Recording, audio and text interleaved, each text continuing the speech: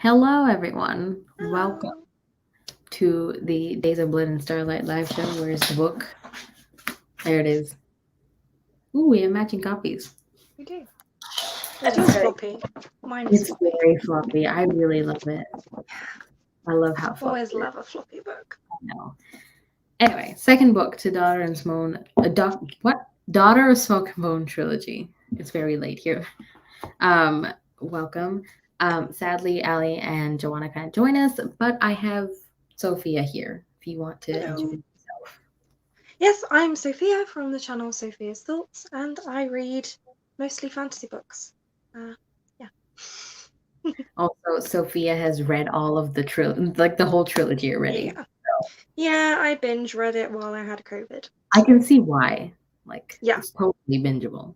But I very. wanted to like space it out. I had to control myself. So, I did not. but it's because in a couple of weeks I can read the third book and then Mhm. live show for it. That's Mhm. cool. Yeah. Anyway, what do you don't give ratings, don't you? Like, what are your No. general thoughts then about it? I really liked it. I we're spoiler free for now. Yeah. Yes. So I really liked it. I don't think I liked it as much as book one or book three, but I did still really enjoy it. I really just like the characters that Lani Taylor writes, and I really enjoyed kind of the setting of this one. I think that's what I'll say. How about you? Okay. I gave it 4.5. I feel like I liked the first book very differently from the second book because it's very different. Like the first book was very romance heavy, and I Hmm. liked, like I said, the second half because I absolutely love flashbacks. But with the second book, obviously, with it's obviously spoilers for Daughter and Smoke and Bone. Um, with where we left off with what Akiva said and Karu being angry and everything about it, which is the right emotion. So Hmm. it wasn't very romance heavy. It was very much No. focused on the war. But I feel like the same thing that happened with book one, where it took me a while to get into it up and ramp it up to the second half. And it's the same for me with Mm. this one. I felt like the first half, the plot was moving extremely slow that I was like, what is the end game here? What's the plot here? Hmm. But because of the short chapters, it still made it go faster. Yeah. But if it was like very long chapters, I feel like I would have struggled going through it. Yeah. So it I think the kind of first half. Go on. Sorry. it's kind of like the same thing where I had to kind of always start from the bottom and then work my way to the top for both Mm. books. I don't know if Yeah. I'll feel the same for the third one, but from where the second book ended, I feel like the third one will be way more fast paced Mm. than first and second one. Like I don't have to start from the bottom again to go up. You know what I mean? Yeah. I don't, but we'll find out. Yeah, I feel like the first half of this one was definitely darker than the first book was, Yeah. just because of everything that was happening. Hmm. And it's funny with the romance side of it, it's a little bit like this book felt a bit like the third act conflict that you get in a romance novel. That was like this book. Yeah. Like, yeah, you normally get it like later on instead of the middle. Mm. Um, and obviously, there's a few things that I had not had issues because like I finished it this morning, but there's a certain trope that I usually really don't like, but it's obviously the main theme of this book, which we will go into in a Mm. bit. So I Mm. don't know how that makes me feel, which again we'll Right. discuss in a little bit with the spoiler thoughts. But that's essentially my spoiler-free ones. It was a really good, solid middle book because we explore a lot of the dark topics that comes with war and choosing sides Mm-hmm. and doing what's right. And trying to also with Karu, she has basically two different memories, two different personalities, and she's trying to grapple with that and trying to make a choice. Mm-hmm. So it was really interesting. I really liked that aspect, but Yeah. just took a while to get to like the good parts. Yeah. Yeah, I get So that. yeah. All right, let's go for spoiler chat because everything's spoiler. Yeah, it's difficult to talk about sequels without spoilers. Yeah. Okay. First of all, the one thing I didn't like about this book was that Kiva had no Kiva had no personality whatsoever. He was literally like the brooding angel, which I love, but no personality. Mm. Like, there's no stuffing in him. There's no stuffing. He has no personality. All he does is pine for Carew, and that's it. Yeah, Like, there's no personality, and I'm so yeah. sad about that. She brought the spice, and now he's just like a Yeah, bland curry. I know. I loved following Carew because she's so interesting as a character. She has so much Yeah. personality. But at Mm-hmm. the same time, I'm like, so if Carew has personality, why doesn't Akiva have personality? Because obviously It's Lady Taylor has interesting. the ability to do it. Mm-hmm. So why didn't she put effort into Akiva? Yeah, I I don't. don't know, because Zoo's even like she's such a Oh big yeah, personality. She has even Mick. so much personality. Yeah, even Mick. Yeah, but Everyone he's has just a bit like personality. a. Thiago, even he. Ugh, I was like, "Ooh, is he a changed man?" No, he, he was not a changed man. Oh, I hated him so much, so much. And his lieutenant, I yeah, think, what is her name? 10. What a stupid name. yeah. I know. I hate you on principle. What a stupid name. Oh, I enjoy following Carew because like I said with her trying to find like herself after finding out she was also Madrigal as well, like her two personality, two memories, and her trying to see if she wanted a life on Earth or life with the Chimera, but because mm-hmm, of that guilt of betraying them, that she wants to serve the Chimera and do whatever she can to mm-hmm. save her people. But then that's also kind of um, putting fire to the war because they're going to kill angels. And that's not Yeah, what she wanted in the first place. mm-hmm, Because killing is killing, no matter what you do. yeah, yeah. What was the trait that you were talking about Oh, before? yeah. So the resurrection trope. Oh, okay. The Yeah. main thing of this series, Yeah, you resurrecting. can't get away from that here. Get away from that. So I'm very confused because I don't like resurrection tropes. Like, if you're Mm, dead, stay dead. Like, I don't want a surprise. Like, hey, I wasn't dead. I'm like, well, I mourned you. I moved on, and here you are again. So, because I know Issa comes back, and also with the revelation of Brimstone and everyone, like the children and the mothers, are all just sitting down in the tomb, waiting to be resurrected. And I'm like, I mean, it's great that the mother and children's are all like there to be resurrected, but I don't know how I feel about Brimstone being there to be resurrected. Cause I'm like, Brimstone, you taught her everything, and now like she's becoming her own person. Now if Brimstone comes back, like he's going to like overpower her, whatever she's done, because she's supposed to be her own person, but she's just gonna look up to him and mm, like do things. I don't know. It's very hard. I don't know how to feel about the whole resurrection thing. yeah. See, the thing with the resurrection trope for me is if it's something that is kind of built into the world beforehand, it doesn't Mhm. bother me because I'm just like, that's just part of this world and part of the magic and how it works. It's only when all of a sudden resurrection becomes a thing in a Yeah. world just to bring a character back that pisses me off. I'm like, no, that was not part of your world building or your magic system before now, and you've just done it because you didn't have the guts to really kill this character off. That annoys me. But in this I don't mind because it was all part of the world to begin with and it was just a mystery that we were having to learn about, so it doesn't bother me so much in that way. But I was definitely very confused about like, you know, what can I believe, what should I not believe, because usually in a fantasy book you're like, no one's dead until I see a body, but now it's like, well, even if you do, Yeah. That's why So, I was very confused because obviously it was built into the world, so I know mm, that this is the thing. But then also it's kind of like, well, I don't know because you're supposed to be dead. It's just a whole thing. But yeah. I'm still trying. I think it'll be fine. It doesn't hinder my reading experience or anything. It's just an interesting thing that I was trying to Hmm. figure out in my head.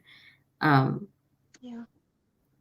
yeah, it's just very hard to talk about this book because it was just really just focusing on Karu and what she has to Hmm. go through.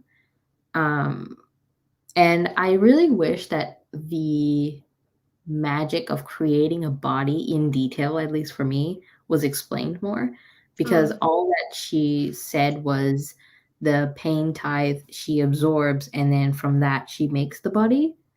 But that was it. It wasn't explained of like exactly how she makes Hmm. the body. You know what I mean? Yeah, I think maybe what Lani Taylor is trying to do here is create really a hard magic system with a lot of rules, but without really going into the rules. So, like with Brandon Sanderson, clearly his magic systems are hard magic systems, and we get all of the rules and we know exactly how it works, that we know what the limitations are, and that's kind of a thing that he does. And maybe Lani Taylor wanted to do that, but didn't really know how to do that because she's more of a soft magic system type of person. So Yeah. that does make it a little bit more difficult for those of us that are used to reading hard magic systems and Yeah. know how Yeah. they're told usually. Yeah. Yeah. And also, I guess with her books, it's kind of like whimsical fantasy. So it's not, Mhm. it's left to the imagination because her even her writing is left to the imagination. It's Yeah. the way she describes things and everything. It's there to for you to picture in your head the atmosphere and the desert and everything. Like the pit, the way she describes it, I'm just like that's disgusting, but I get it. And Yeah. oh yeah, the scene with Thiago and Kuru, I did not expect it to go there, but it did. No, I did not no. expect it to go there. That That was a lot was darker than I was expecting.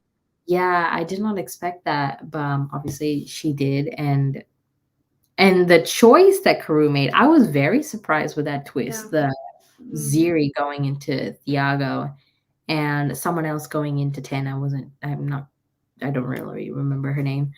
Yeah, I don't Yeah, and either. going into 10. I was like, Kuru, you got brains, girl. You Well, got it brains. wasn't even her though, was it really? Zuri was Yeah. just like, All I'm right, like do it. just like, you're gonna have to slit his throat. Like, now Didn't you even have no choice, just go for it. Like, didn't even okay. thanks for the heads up. Literally. Also with Ziri, Ziri is a really, really cool character as well. But the Hmm. thing is she's trying to create like a little love triangle. But the thing with love Mm, triangle for me, it has to be believable. Like there is no clear winner, but with this, obviously we can see clear winner here. We know Karu and Akiva is going to end up together. But even though yeah, with this book, like she is very angry at Akiva and she's not trying to like let her feelings of love for him get in the way of that because she really does have that anger towards him. And normally with the YA books of that time when I've read it, like girls are still pining over the other person, even though he's done bad. So I hmm, like this realistic emotions of her going yeah, through this. And obviously she's gonna end up with him later in the third book. So we'll see. I don't know. You know, you're trying to keep a I straight know. face. you know. I'm keeping a straight face. Yeah, no. So I know like Ziri's crush is not really going to go anywhere, Yeah, but I still like wish him the best and like the most happiness because I want him to live and not yeah, be in Thiago's body because that's kind no, of sucks. horrendous. Yeah, And yeah. I don't know that I read it as like a love triangle necessarily. I've kind of I pictured it as kind of he has this crush on her, almost really. schoolboy crush on Yeah, her, and she just like doesn't want to break his tiny little soul. So yeah, she and I kind of don't just like, I'm not going to tell you that this is not going to happen. Like, I don't think she knows. I don't think she knows that Ziri has a little crush on her. It's just kind of she has her own fascination with Ziri because Ziri is a connection to her old family, like her Yeah. heritage. And also, I don't know if Karoo is going to have another chimera body because I thought she would do it here in this book, but she didn't. So I don't know if she's going to do it in the next book so she can fight in the war. I don't know. We'll see. But can she? Because who would move Well, her? Issa's there now. Oh yeah. But I thought Issa couldn't do it on her own. I think Karoo can like make the teeth and stuff like that, and then all really that Issa has to do is just guide the soul to Okay. to the body. So yeah, so let's say if Karoo makes the body and everything, and then she slits her throat, Issa just has to gather her soul Oh into yeah. the gerbil and then pass it on to the next body. That's pretty much it. So I think Issa can do it. And if Brimstone is being resurrected, he can do it too. So I don't know. And also with the whole twist of, is his name Jael? No, the brother of Jael, who he was like, "Oh, Razgud told me everything about your magic, Akiva." I hate that little bitch so much. I hate him. I even He's forgot so about him at one point. slimy and gross. Like I even forgot about him at one point. I remember like I keep forgetting his name. Giles' brother. I don't know. It starts with a J too. Like the uncle. Let's call him the uncle. Like he talked to Razgud, and I forgot about it. And Razgud knows everything. He told yeah. him about Akiva's magic, which is another interesting thing because he has magic of some sort because he shattered the whole like tower of glass and killed everyone before he left with Liraz and Hazael. Dead Hazael. So really sad. Yeah, that was really sad. I was like, oh no. And then they come to Karoo and ask to save him. He's like, sorry. And she's like, "Where's the Thurible?" And they're like, "What?" Yeah. So sad. Also, the audacity of Thiago telling everyone that um, she told Akiva about the secrets of like, yeah. There's I'm so so glad much to he's just dead. hate about Thiago. So glad he's dead. I'm so I glad mean, for a second there, I legit thought she actually brought him back. I was like, "What are I you know. thinking? I was like, what No, is this? what did you do?" I was like, no, no, no, no, no, no, this is not happening. But then in my head, I was like, okay, she might have brought him back for a specific reason, but now we know. So, which is great because I don't know how she could have done that. No. And I liked that power play between them, like Thiago and Karoo. I didn't like weak Karoo, but she tried several times to like assert her power, and I liked that Karoo because obviously that was original Karoo, and Thiago kept like power playing her. It was really interesting to see. Obviously, he's dead now, so who cares? Riddance. I know. I really don't like him. If he comes back in the third book, I swear to God. But like his soul is gone, so he can't come back. I'm still trying to find this guy's name. All right. Are you sure you don't mean Jael? Oh, Joram. Do you mean Joram? Who's Joram? Is that the prince or whatever? And then his brother is Yeah, is I it? think so.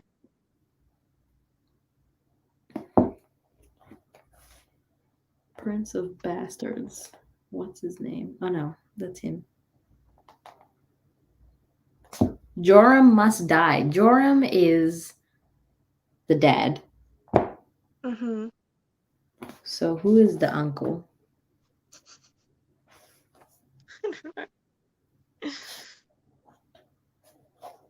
Oh, I see it. Where is it? Blah blah blah. Joram, blah blah blah. Also, he was naked when they came into the bath. I'm like, the audacity, I swear to God. Put some pants on. Just a towel, something, you know? Even he put on the rope, he didn't tie it. I was like, why? What's the point? Jael. So yeah, his name is Jael. Yeah, yeah, that's it. Yeah. Okay, so the uncle's Jael, and the Mhm. father's name is Joram. Let me write this down. Mhm. There we go. Yeah. I did not expect, because I completely forgot about Razgid, so I didn't How could expect, you forget Rasket? because I remember him being there, and then I totally forgot about him because I was focused on like Karu and Diago and stuff, and Yeah. Issa. So I didn't expect like Joram to be like, "Hey, I rule now. Let's go and invade the human world." What? That's insane. And Akiva's stupid plan of like, I'm going to seal the human world. I was like, that does nothing. Yeah. Akiva, no personality and no brains. Can't. I felt really bad for Laraz, especially. Yeah, I She's like do. really Yeah, alone. yeah, because Hazael was kind of like her anchor, Mhm. and now he's gone too. Which is really sad. Like I had high hopes of him. Like I wanted to see where he would go and like help Akiva and stuff. Because they're like the great trio. Yeah. But that whole plan of going into the castle or whatever it was, I was like, this is not going to end well. Killing the dad or Yeah. whatever. Yeah, it's not gonna And end then well. when they got in there, I was like, this was too easy. I don't like where this is going. Yeah, And then, sure enough. there you go. I really liked Susanna and Mick. They were the highlight of the book. Yeah, I love their 100%. dynamic together. Like they just went down to the cafeteria and let them play the violin. It's Yeah. hilarious. It was so hilarious. I loved it so much. Yeah. Let's just make all of these scary creatures just love us. I Because know. we can play music and we're fun. So, Play with rat bones. you know, gross. Oh yeah. Now, yeah, I really enjoyed the two of them and Mm, Karu. Like that was my main. That was the main thing I really loved. It's just Karu's journey and Susanna and Mick and Karu's like dynamic as well. mhm. Yeah. And the way that Zeus is just like, yeah, I mean, now we know about all this magic stuff, you really think we're just going to go back to being normal Yeah, people in the human world? Come on, are you serious? No, that's not happening. You yeah. can try and kick us out, but it's not Yeah, going to I'm really stick. glad. I'm really glad they decided to join her and like also the rebels, I guess, in the Kieran Caves Mm, because that's where it ended. And I'm really glad to see. I really can't wait to actually read the third book because I feel mhm. like again, like we're at that high point, and I hope Yeah. that it stays that way instead of going back to the Mm, bottom again for the third book. yeah. So I really hope that's the case.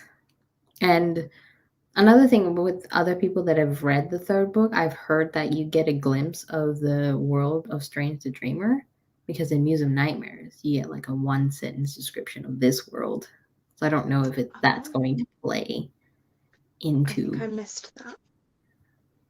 But for I'm Muse of not a visual person, so like Fair. I just wouldn't know.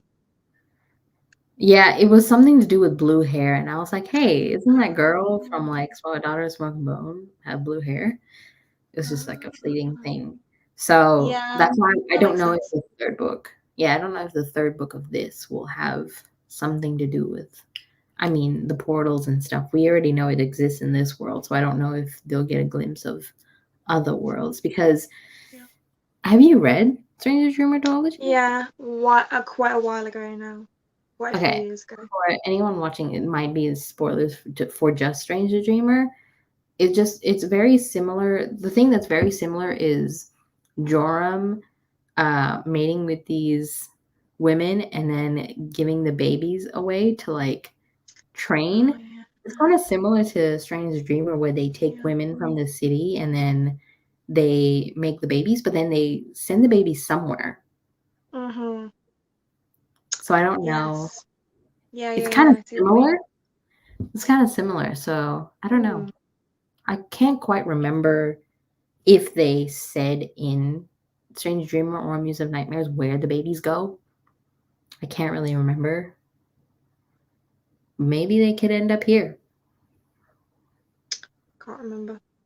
I don't remember either, but I just thought it was just very similar to what happens in Strange Dreamer. That is interesting. People be making babies, Yep. kidnapping women. And making creature things out of flames. There was also one scene in this book of the queen in one of the aisles. Like she had Mhm. flaming wings and a scarab beetle, whatever. I don't know if that's Akiva's mom or she died because they didn't actually say if Akiva's mom died. But then Joram said something about like them wanting their thing back from him, which I think is Akiva's mom, but I don't Right. know who that lady is. But I'm just interested to see what magic Akiva has because it's wild. Like he moved the sky and everything. So he's pretty powerful, but I don't know what the Mm. whole magic is. I'm interested to see what happens.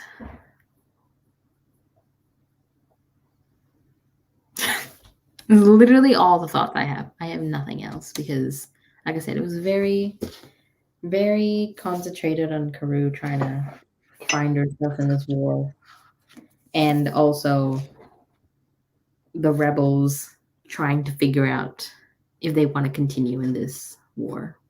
Mhm. Not Well, rebels. I will say I found a lot of the third book really good and really interesting. So I'm looking forward to reading it. Is the third And one your favorite? is the third one my favorite? I don't know because I feel like the first book is just so good and it pulls you in so much that I Mhm. really like it for that reason. But Mhm. then I'm also a sucker for the endings of things and I do like to experience that as well. So Yeah. it's a bit of a difficult one. I like them both, Yeah. but I don't know that I could necessarily say that either one of them is my favorite. I like them both equally, I think, Yeah. but for very different reasons. I understand that because I like the first and second book very differently as well for two Hmm. different because they're both different books. I think I'll probably feel the same for the third book because it's going to be different as well. Very. Hmm.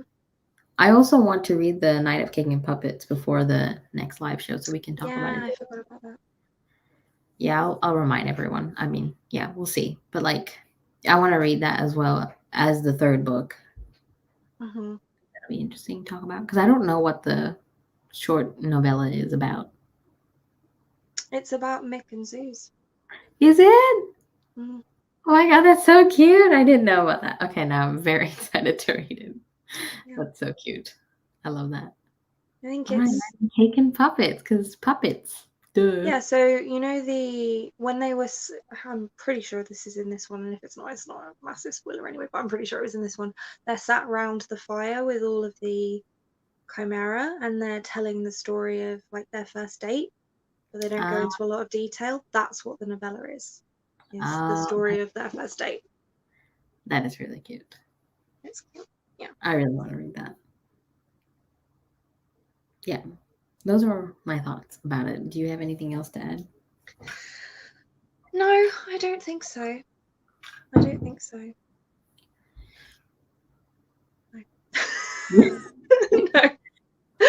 Yeah, it's a very short live show, but it's a hard one to talk about because it's a I won't say slow moving book, but it's a lot of discussions instead of Yeah, action. Even though there's there a lot of is certain setup. actions. Yeah, there's a lot of setup for the third book, but I really enjoyed it. Yeah. I do love these types of books because you get more time with the characters. Yes.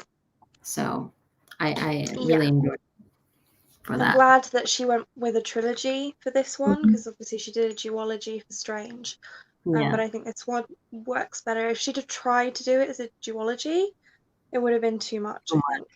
Yeah, I agree with Yeah. that. So it needed this book, even though this book is slower. I mean, the Mm-hmm. third book is, or it's longer anyway. So yeah, it needed this book.